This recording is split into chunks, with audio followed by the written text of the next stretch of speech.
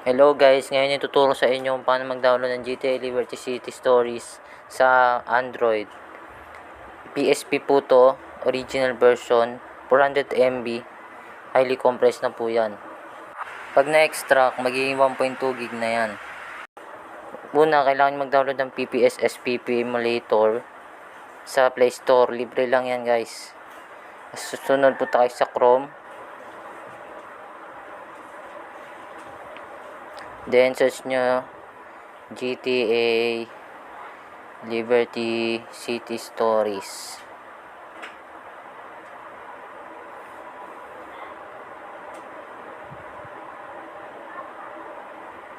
May mali.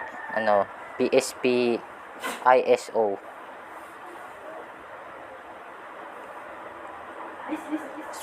Yan. Maraming dyan guys, website.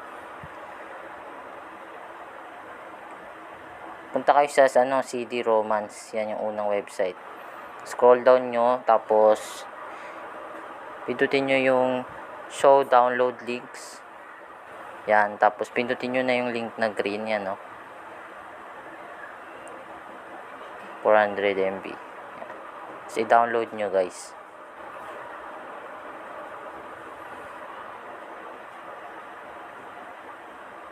Pag na-download nyo na, guys, una, tapos download pala kayo ng Searchiver guys. Yan. Tapos punta kayo dyan. Punta kayo sa downloads. Pindutin nyo yung yung na-download na natin.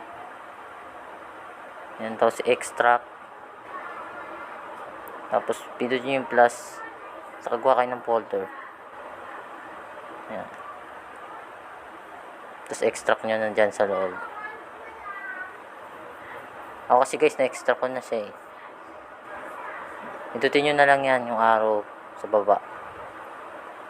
Pag na-extract nyo na, punta na kayo sa PPS SPP emulator.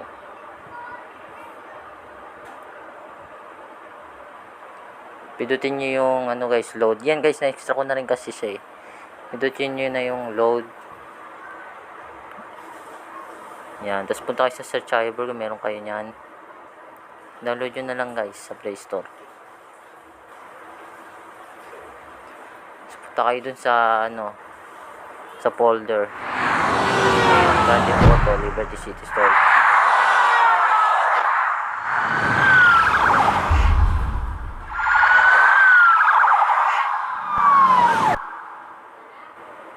Thank you for watching guys.